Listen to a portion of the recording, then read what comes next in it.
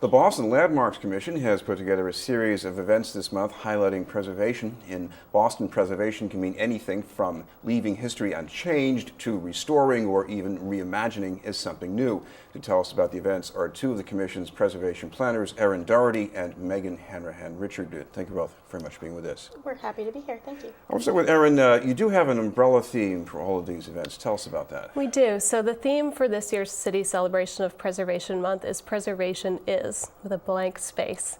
And we've left this intentionally open-ended to invite the public to think about the places that are important to them, the people, the events that have shaped Boston's history, and really it shows what preservation means to different people across the city. Megan, what are some of the answers this isn't just history, it's not just architecture, so what are we getting at here? So I think we're really trying to get at that preservation is very important to Boston. I think it's, when people think Boston, they think historic buildings, and but it's so important, it's essential, it also means development. So, and how that development occurs and is managed. And Erin, I know there have been a number of events in several neighborhoods. Roxbury, you've already had something at the Bowling Building, which is an example of restoration and reimagining. But you also have an event coming up this weekend, the Standpipe on Fort Hill. Yes, so this is a very unique opportunity to climb the Fort Hill Standpipe. It's not a place that people often get to go and walk up the tower, but as a special event for Preservation Month, the city will be opening the tower, and it's open to the public. It's a curiosity, but it also tells you a lot about how Roxbury developed, because if you didn't have that whenever they built it, where was it, the turn of the century or before that, you wouldn't have had so much housing, you wouldn't have had a neighborhood as we know it. Absolutely, and that's something that we really enjoy about the tours and events that we do, is pointing out parts of the city that people don't think very much about, pointing out something new, making someone look at a building in a new way and realize how it serves as a piece of Boston's history. Megan, one of the other events coming up, I think next week, is in the South End. Now, everybody knows the South End is historic, but you're going to show people something that they maybe haven't noticed as much. Absolutely. So on Monday evening, we are leading a tour, myself as the staff for the South End Landmark District Commission, and three longtime South End commissioners will be leading a tour of new construction that's occurred that we've reviewed and approved over the past approximately 15 years in the South End. And the South End is unusual in that of our 9 historic districts, it had the most urban renewal occur within it in the mid-20th century, and so there are quite a number of vacant lots that over the past 15 or so years have been developed.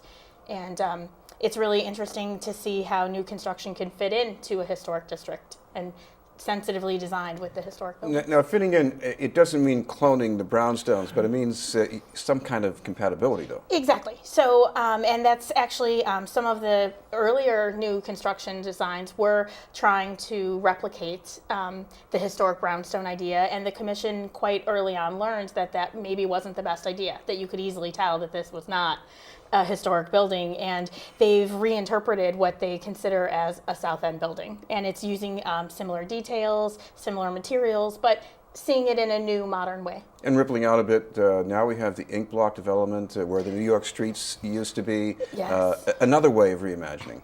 Exactly. We've seen quite a bit of new construction go on in the new development over there in that protection area of the South End district that the commission also has reviewed those buildings just to different standards and different guidelines than exist in the... All right, some of the other tours here, some reimagining. You have an old MBTA, I guess it was something else before it was the MBTA. They had a power station, a substation in Rosendale Square. Some exciting work going on there right now. Yes, so that substation is now being turned into a restaurant, and this has been a decade at least long effort on the part of the community and preservation partners to redevelop that site and make it an active part of Rosendale Square. And it's interesting, you've got some housing that's almost tacked on next door to this, so I guess it's an example of how the historic element can encourage other kinds of growth. Yeah.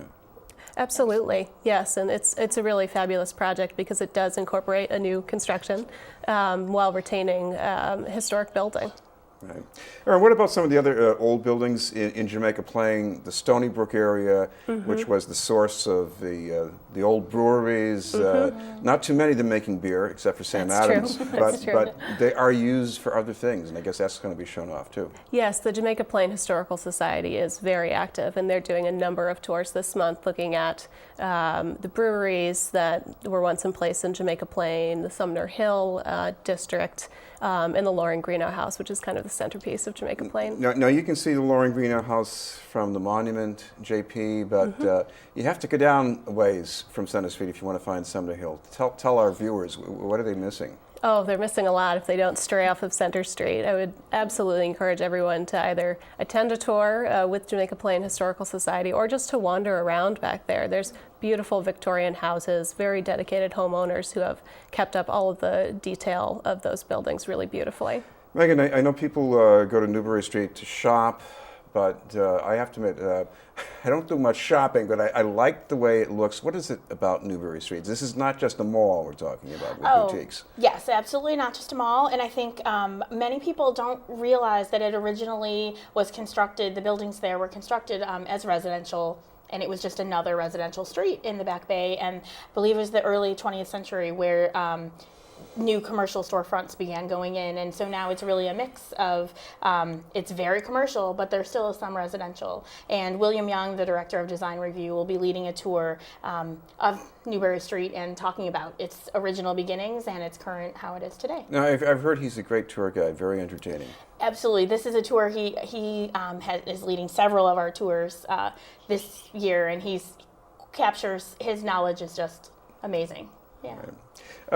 Talking about some of the other things here, we got, Erin, the waterfront in Fort Point. Anything you can tell us about what people can see in those areas at the upcoming events? Oh, a lot. So I'll be leading a tour of the Fort Point Channel Landmark District at the end of the month.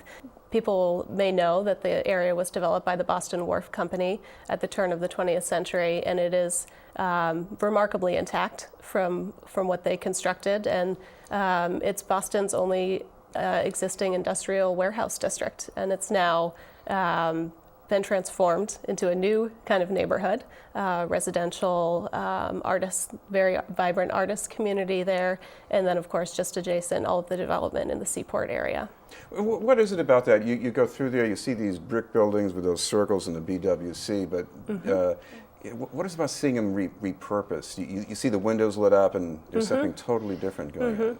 Well, what's really amazing about loft buildings is that they do convert so easily to new uses. They have open floor plans, they can be subdivided and reimagined in so many ways while still retaining the historic appearance on the outside. Now, the other thing about preservation is you keep them from being torn down. Now, that's an area where it would be very easy market-wise to put up enormous towers, but you also have things that keep that from happening. Yes, because it's a designated landmark district. It was designated in 2008. All exterior work on the buildings that's visible from a public way is subject to the review of the commission. And Megan, one other event coming up here, I didn't think this was about preservation at first, the Kite and Bike Festival at Franklin Park. Franklin Park is an individually designated Boston landmark, so I think anything that's drawing people there to appreciate the park, and I think Kite and Bicycle is certainly enjoying the outdoors, enjoying the park, and then understanding that it's a historic place. And having people engaged in the park, what's a better way to... Exactly, just to be using it the way it was intended.